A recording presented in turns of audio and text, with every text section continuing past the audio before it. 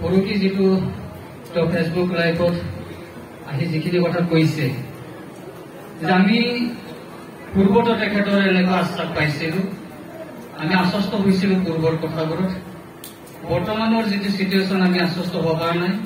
আমাৰ ৰাইজে এইটোহে বিচাৰিছিল তেখেতৰ পৰা যে আমাক কেতিয়া কেনেধৰণে ভূমিপট্টা দিব আৰু এটা পৰিয়ালক কিমান ভূমি দিব, আৰু ইয়াত ছেটেলাইট চিটি একেবাৰে নহয় বুলি তেখেতে এটা আশ্বাস দিলেহে আমাৰ এই অঞ্চলৰ জনসাধাৰণে তেখেতৰ যিবোৰ ফেচবুক লাইভত যিবোৰ কথা কৈছিল আমি নিশ্চয় আশ্বস্ত হ'ব পাৰিলোহেঁতেন।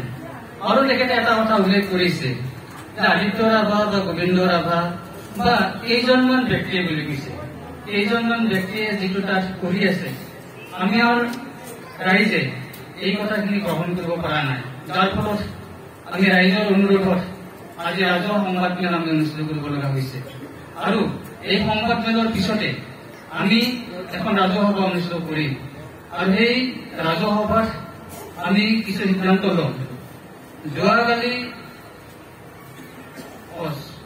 যোৱা 30 তাৰিখে তেখেতে 11:30 মান বজাত মোলৈ ফোন মাৰিছিলে।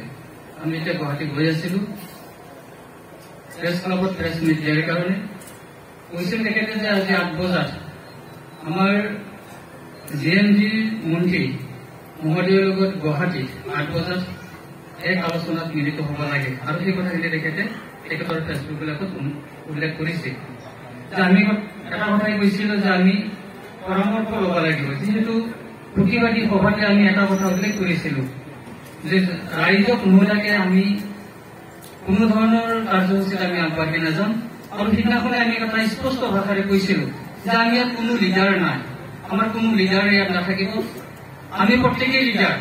এইকাৰণে আমি প্ৰত্যেকেই লিডাৰ, কাৰণ আমাৰ যিডোখৰ ভূমি, আমাৰ এই ভূমিডোখৰ বচাই আমি প্ৰত্যেকে আগবাঢ়ি আহিছো।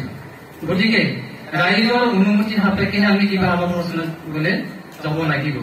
তেতিয়া আমাক জ্যেষ্ঠ কিছুমান ব্যক্তিয়ে বিভিন্ন গাঁওবুঢ়াসকলে আমাক এটা পৰামৰ্শ দিছিলে যে আপোনালোকে লিখিত ব্লেক এণ্ড হোৱাইট নোপোৱালৈকে কোনো ধৰণৰ আলোচনাত চৰকাৰৰ লগত অংশগ্ৰহণ নকৰাই ভাল, আৰু সেইহতে আমি সিদিনাখন অংশগ্ৰহণ কৰিব নোৱাৰিলো।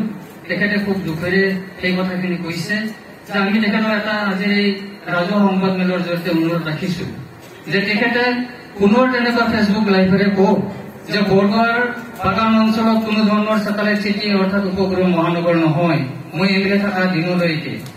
তেখেতে এই কথাটো কওক যে অতি শীঘ্ৰে 2026 চনৰ নিৰ্বাচনৰ আগে আগে আমি সেই অঞ্চলৰ ৰাইজক ভূমিপট্টা প্ৰদান কৰিম, সেই আশ্বাসটো আমাক দিয়ক।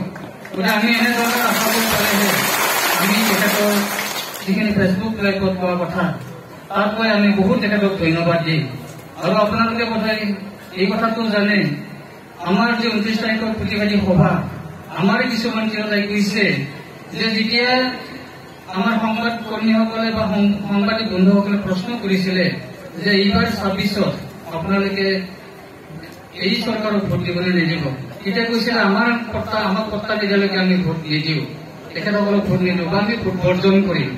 আৰু উল্লেখ কৰিছে বহু তিৰোতাই বা বহুজন জ্যেষ্ঠ ব্যক্তিয়ে যে যেতিয়া আমাক তেখেতসকলে মাটিৰ পট্টা প্ৰদান কৰিব আমি বাকচ ভৰ্তি কৰি, বাকচ ভৰ্তি কৰাই নহয়, এই যে টাটা গাড়ী আছে এই টাটা গাড়ীবিলাক আমি ভৰ্তি কৰাই ভোট দিম, এনেধৰণৰ বাক্যবোৰ তেখেতসকলে নিশ্চয় গম পাইছে। সেয়ে আমি এমএলএ মহোদয়ক অনুৰোধ কৰিম যে আপুনি সিদিনাখন যেনেদৰে ফেচবুক লাইভত কথাখিনি কৈছে, পুনৰ আমি আজি উল্লেখ কৰা কথাকেইটা আপুনি আশ্বাস দিয়ক, আমাক ভূমিপট্টা কেতিয়া দিব, অৰ্থাৎ 26ৰ ইলেকশ্যনৰ আগে আগে আমাক পট্টা প্ৰদান কৰক। আৰু ইয়াত টাউনশ্বিপ নহয় বুলি আপুনি এমএলএ থকা দিনলৈকে ইয়াত টাউনশ্বিপ নহয়, আৰু পৰৱৰ্তী সময়লৈকে অদূৰ ভৱিষ্যতলৈকে মই এইটো এমএলএ হিচাপে লিখি থৈ গলো, ইয়াত কোনো ধৰণৰ উপগ্ৰহ মহানগৰ নহয়, এনেধৰণৰ কথাবোৰ আমাক আশ্বাস দিয়ক।